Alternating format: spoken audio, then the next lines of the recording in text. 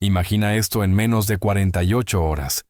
Más de 800 vidas humanas, madres, niños, padres, estuvieron a punto de ser borradas.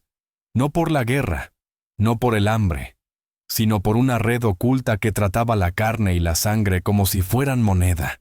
Contenedores de acero llenos de bebés. Mujeres drogadas y marcadas como ganado. Hombres obligados al silencio, esperando a un comprador que jamás conocerían. Esto no es el argumento de un thriller. Ocurrió en Burkina Faso, un país ignorado por la mayoría de los titulares y que, en esas horas desesperadas, se convirtió en la primera línea de una batalla por la dignidad humana. En el centro estaba un hombre, Ibrahim Traoré, no un político veterano con décadas de diplomacia, sino un soldado, un capitán, que enfrentó una decisión imposible: mirar hacia otro lado o actuar. Y cuando decidió actuar, encendió un fuego que el mundo ya no podía fingir que no veía. Así que te pregunto si un líder de una de las naciones más pobres del planeta pudo confrontar un imperio de trata de personas valorado en más de 150 millones de dólares. ¿Qué excusa tienen los países más ricos y fuertes para seguir en silencio? Suscríbete si crees que la verdad importa más que los titulares. La operación comenzó en silencio. En la capital, Ouagadougou, la inteligencia militar interceptó archivos que confirmaban lo que demasiados susurros ya habían insinuado: una vasta empresa criminal que atravesaba el Sahel. No era solo contrabando, no era solo migración, era la trata sistemática de seres humanos y la extracción de sus órganos. Durante años, las redes se extendieron desde los desiertos del norte de Burkina Faso hasta los puertos de Libia, moviendo hombres, mujeres y niños como si fueran carga. La inteligencia reveló sellos falsos de ONGs registradas en Malta, documentos forjados estampados en Togo y dispositivos satelitales fabricados en Europa. Incluso se encontraron implantes biotecnológicos producidos en Tel Aviv en la espalda de jóvenes víctimas. La evidencia era clara: no era obra de unos pocos criminales. Era una industria de 150 millones de dólares, protegida por la corrupción y la complicidad política. En apenas 2 noches, soldados bajo el mando de Traoré asaltaron almacenes e interceptaron convoyes. Encontraron contenedores repletos con 49 niños menores de 5 años, más de 70 mujeres y hombres encadenados para trabajo forzoso. Más de 832 personas fueron rescatadas, deshidratadas, marcadas, pero vivas.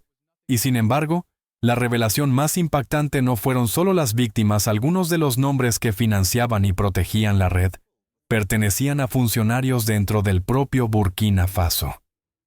Esa traición fue un golpe profundo, demostrando que el enemigo no solo estaba fuera de las fronteras, sino también dentro. La verdad había sido obligada a salir a la luz, y como todo investigador sabe, cuando tiras de un hilo, todo el tapiz comienza a deshacerse. La tormenta estalló en la segunda noche. Afuera, junto a un almacén de acero corrugado cerca de la frontera, la lluvia se había convertido en polvo, y 5 vehículos blindados apagaron sus motores en silencio. Dentro, los niños lloraban en tonos apagados, sus voces ahogadas por paredes de metal. Cuando las cizallas rompieron el primer candado, los soldados fueron golpeados por una ola de hedor: sangre, sudor, miedo. Mujeres abrazaban a bebés demasiado débiles para moverse. Niños de apenas 7 años miraban con ojos vacíos, con los tobillos en carne viva por las ataduras. Y entonces disparos. Sombras surgieron desde el muro noreste, rifles con visores nocturnos. Quienquiera que fueran, habían sido alertados. Las balas atravesaron el acero. Un soldado cayó al suelo, la sangre fluyendo de su muslo. Las madres gritaron mientras las granadas de humo llenaban el aire, ahogando la visibilidad. La operación estuvo al borde del colapso. Pero el capitán Ibrahim Traoré no se retiró. Señaló avanzar. Sus hombres entraron en la niebla con precisión, flanco contra flanco. En 3 minutos, los atacantes fueron neutralizados: 2 capturados, 3 muertos, 1 escapó hacia el matorral. Entre los capturados había un hombre con equipos satelitales encriptados, fabricados en Europa. Esto no era una milicia local, era algo organizado, bien financiado, internacional. Las víctimas fueron trasladadas de urgencia a helicópteros, envueltas en mantas térmicas, muchas demasiado débiles para mantenerse en pie. El conteo total de esa noche, 172 almas rescatadas del borde de la desaparición, y aún así, era solo el comienzo. En cuestión de horas, los datos extraídos de los dispositivos incautados llevaron a cuentas bancarias que movían decenas de millones de euros a través de Chipre, Emiratos Árabes Unidos y fideicomisos anónimos en Malta. La red era mucho más grande de lo que nadie temía. Si crees que el coraje de Traoré es la verdadera voz de África, comparte tu opinión en los comentarios. Con el amanecer, la historia ya había saltado más allá del campo de batalla. La noticia se propagó por Burkina Faso como fuego. El capitán Ibrahim Traoré había destrozado un imperio de 150 millones de dólares en menos de 48 horas. En aldeas y ciudades, familias se reunieron alrededor de radios, algunas llorando incrédulas, otras cantando en las calles. Por primera vez en años, la gente sintió que alguien se había levantado no solo por las fronteras, sino por la dignidad misma. Las ondas de choque recorrieron África. En Níger, el presidente pidió un tribunal panafricano. Ghana prometió acoger una cumbre sobre la trata transfronteriza en 30 días. La Unión Africana emitió una rara declaración de unidad, respaldando los arrestos y pidiendo enjuiciamientos rápidos. En Daca, cientos protestaron frente a la oficina de enlace de la UE, con pancartas que decían: "No más comercio de sangre, no más mentiras". Pero las reacciones no fueron solo de apoyo. En Europa, el silencio fue ensordecedor. Malta, España y los Emiratos Árabes Unidos, países nombrados en los registros financieros filtrados, no hicieron ningún reconocimiento público. Las preguntas crecieron. ¿Cómo podían cargamentos de niños, órganos y documentos falsificados pasar una y otra vez por puertos internacionales sin supervisión? ¿Quién se beneficiaba de este comercio invisible? En Ouagadougou, Traoré se presentó ante las cámaras, con filas de niños liberados envueltos en mantas detrás de él. Sin teleprompter, sus palabras fueron directas. Esto no es una guerra contra el crimen, es una guerra por la dignidad. Ningún hombre, mujer o niño será vendido mientras yo respire. No aquí, no en ninguna parte. No fue solo una rueda de prensa. Fue una declaración, una que transformó una misión de rescate en un símbolo de desafío continental. Las secuelas fueron tan pesadas como la operación misma. En la capital, los ciudadanos comunes de Burkina Faso estaban sacudidos no solo por el horror de lo descubierto, sino por la revelación de que funcionarios dentro de su propio gobierno y fuerzas de seguridad eran cómplices. 2 altos oficiales de inteligencia, un ex viceministro de Comercio y contratistas vinculados a empresas extranjeras, fueron exhibidos ante la prensa esposados. Para muchos burkineses, fue tanto una reivindicación como una traición. ¿Cómo podían hombres juramentados para proteger a la nación participar en su mayor vergüenza? Las familias de las víctimas rescatadas llenaron hospitales. Niños que no habían visto la luz del sol durante semanas parpadeaban ante el aire libre. Mujeres embarazadas, antes tratadas como mercancía, ahora estaban bajo cuidados médicos, susurrando oraciones de gratitud. Pero la sanación no era solo física, era moral. Las comunidades exigieron justicia, no solo para los rescatados, sino para los miles que aún seguían desaparecidos. El gobierno de Traoré enfrentaba una prueba difícil. Podría ir más allá del shock y construir reformas reales para garantizar que esto nunca volviera a ocurrir. Durante décadas, las tragedias de África habían sido manejadas por investigadores extranjeros, cortes extranjeras y ayuda extranjera. Ahora, por primera vez, la llamada venía desde dentro. Burkina Faso ya no esperaría a que otros decidieran qué significaba justicia. Esto marcó el inicio de una conversación más profunda. ¿Era este el amanecer de una responsabilidad panafricana?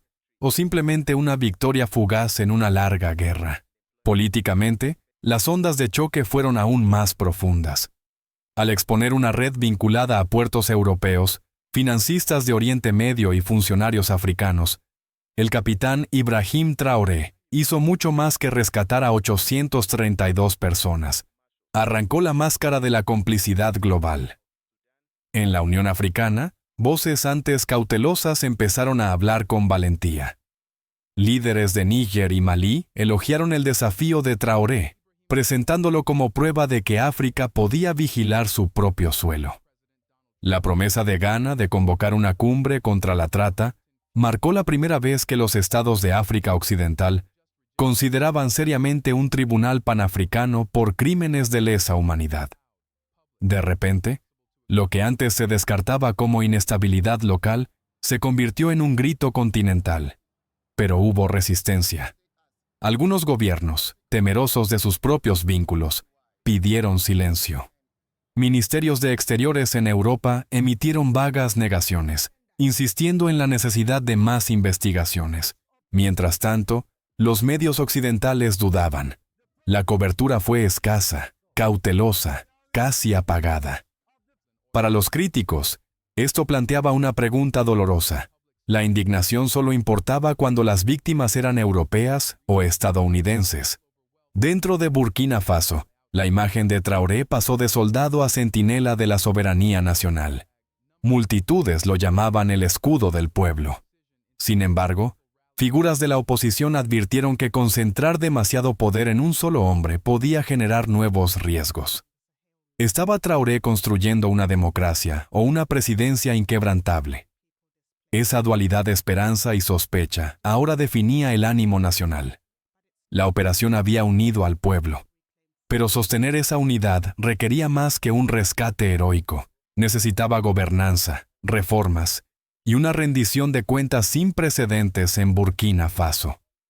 De Washington a Bruselas, la reacción fue ambivalente. En Estados Unidos, los legisladores luchaban por enmarcar la historia. Por un lado, muchos mayores de 40, con recuerdos de la Guerra Fría, veían ecos del pasado. Una nación pequeña atreviéndose a desafiar a intereses globales poderosos. Por otro, los funcionarios temían lo que ese desafío significaba para la influencia occidental en África. Comentaristas en medios estadounidenses planteaban preguntas difíciles. ¿Cómo podían puertos europeos y bancos de Oriente Medio facilitar semejantes crímenes sin ser detectados? ¿Y por qué tuvo que ser Ibrahim Traoré, un líder de uno de los países más pobres de África, quien expusiera lo que las instituciones globales ignoraban? Estas preguntas dolían porque señalaban no solo la corrupción africana, sino también la complacencia occidental. Para los estadounidenses comunes, la historia llevaba una claridad moral. Resonaba con grupos religiosos, defensores de derechos humanos y veteranos que comprendían el sacrificio. La imagen de niños saliendo de contenedores de acero hacia la luz del sol tocó una fibra profunda. Muchos se preguntaban, si esto pasaba en África, ¿qué más podría estar ocurriendo en silencio en el mundo? Pero detrás de la simpatía había inquietud. Si líderes como Traoré ganaban impulso, ¿rechazaría África la ayuda occidental, las condiciones comerciales y la supervisión internacional? Durante décadas, África había sido tratada como un socio necesitado. Ahora, exigía reconocimiento como un socio fuerte. Estados Unidos enfrentaba una elección: apoyar esta nueva determinación africana o correr el riesgo de ser visto como cómplice en su silencio. A nivel global, la operación en Burkina Faso obligó a sacar a la luz verdades incómodas.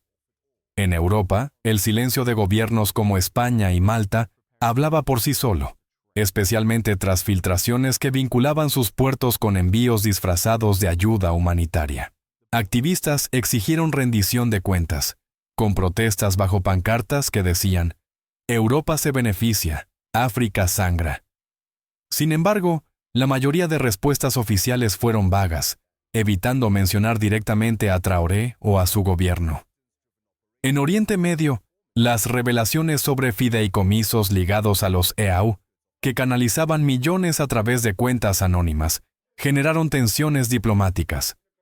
Algunos estados del Golfo se distanciaron en silencio, mientras otros se aferraron a la negación. La pregunta era ineludible: ¿quién se beneficiaba realmente del sufrimiento africano y quién tenía el valor de detenerlo? Para Naciones Unidas, el desafío era existencial. ¿Podía la ONU proclamarse defensora de los derechos humanos si no apoyaba a un líder que acababa de desmantelar una de las mayores redes de trata del planeta? Las voces que pedían una investigación especial crecían, pero la burocracia seguía titubeante. Mientras tanto, en Estados Unidos, el debate se agudizaba. Algunos argumentaban que apoyar a Traoré podría marcar una nueva era de asociación honesta con África. Otros temían que respaldarlo fortaleciera a líderes menos amistosos con la influencia occidental. Esto dejó a los ciudadanos con preguntas propias. ¿Podemos confiar en el presidente Ibrahim Traoré, o África debe prepararse para otro hombre fuerte? ¿Son realmente efectivas sus estrategias de reforma nacional? Para los espectadores en Occidente, la historia de Traoré se convirtió en algo más que noticias de África. Se convirtió en un espejo de la moralidad global, obligando al mundo a preguntarse, cuando los niños son traficados y vendidos, ¿el silencio es complicidad? Y justo cuando el mundo pensaba que la misión había terminado, surgió una revelación aún más profunda. Entre los discos duros encriptados incautados durante las redadas, no solo había pruebas de rutas de tráfico y registros financieros, sino también nombres. Nombres de funcionarios, banqueros, contratistas, incluso diplomáticos repartidos por continentes. No eran simples intermediarios en la sombra, eran figuras que habían caminado por pasillos de conferencias internacionales, estrechando manos con presidentes y primeros ministros. Los archivos revelaban millones blanqueados a través de cuentas offshore en Chipre, empresas fantasma en Malta y fideicomisos registrados en Dubái.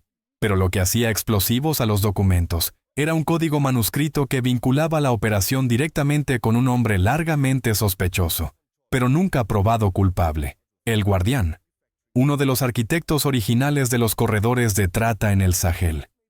Se había escondido a plena vista, empleado alguna vez en una consultoría de seguridad europea, antes de desaparecer en 2018. Ahora, atrapado en la red de Traoré, llevaba los códigos maestros de transacciones por más de 30 millones de euros al año. Cuando fue confrontado, sonrió y le dijo a Traoré: «Llegas tarde». El capitán respondió con frialdad: «Se acabó». Este giro cambió la historia. Ya no se trataba solo de rescatar inocentes. Se trataba de desenmascarar un imperio que se extendía hasta las mismas instituciones que decían luchar por la justicia. Y por primera vez, África no esperaba a que otros contaran su historia. La captura del Guardián lo cambió todo. Lo que comenzó como una misión de rescate en Burkina Faso se convirtió en un punto de inflexión global. Con una sola operación, Ibrahim Traoré hizo lo que las agencias de inteligencia de Occidente habían fallado o se habían negado a hacer. Arrancó la máscara de un imperio internacional que prosperaba en silencio. De repente, Traoré ya no era visto solo como el joven capitán que tomó el poder en un golpe. Fue recastigado como un símbolo de desafío. Un líder dispuesto a arriesgar su propio futuro para proteger vidas que otros consideraban desechables. A lo largo de África, su imagen se difundió. Murales pintados en las paredes de las ciudades. Sus palabras compartidas en grupos de WhatsApp. Su rostro elevado en pancartas que proclamaban: «La dignidad no está en venta». Para sus seguidores, fue el giro que nadie había anticipado. Un hombre una vez descartado por ser demasiado joven o inexperto, se convirtió en el centinela de la soberanía africana. Analistas occidentales, que antes lo veían como una figura pasajera, admitían ahora en silencio que se había vuelto imposible de ignorar. Y este cambio pesaba, porque Traoré no solo pedía justicia, exigía rendición de cuentas, no solo de África, sino del mundo entero. Lo que comenzó como una operación local, ahora se sentía como un despertar continental. acercando a África a una pregunta histórica. Se levantaría finalmente, no como una colección de naciones, sino como una voz unida que exigía dignidad. Al final, lo que quedó no fue solo el derrumbe de un imperio de trata, sino la visión de una nación renacida. Las calles de Burkina Faso llevaban tanto silencio como esperanza. Silencio por el dolor soportado. Esperanza por la libertad recuperada. Niños, antes encerrados en acero, ahora caminaban bajo la luz del sol. Madres que temían no volver a ver el amanecer, susurraban oraciones de gratitud. Familias, aunque marcadas, estaban juntas. Frente a la prensa internacional, Ibrahim Traoré pronunció palabras que resonarían más allá de África. No pedimos permiso para ser libres. Nos levantamos y lo reclamamos. Para un continente definido durante tanto tiempo por otros, este momento fue diferente. No se trataba de paquetes de ayuda ni de apretones de manos en capitales extranjeras. Se trataba de africanos declarando que la dignidad no se vende y la libertad no se negocia. Ahora el mundo debía decidir: ¿honrará este llamado o volverá a refugiarse en el silencio? Si el espíritu de Ibrahim Traoré tocó tu corazón, comparte esta historia. Suscríbete para seguir el viaje de un África que jamás volverán a inclinarse. Dios bendiga a África.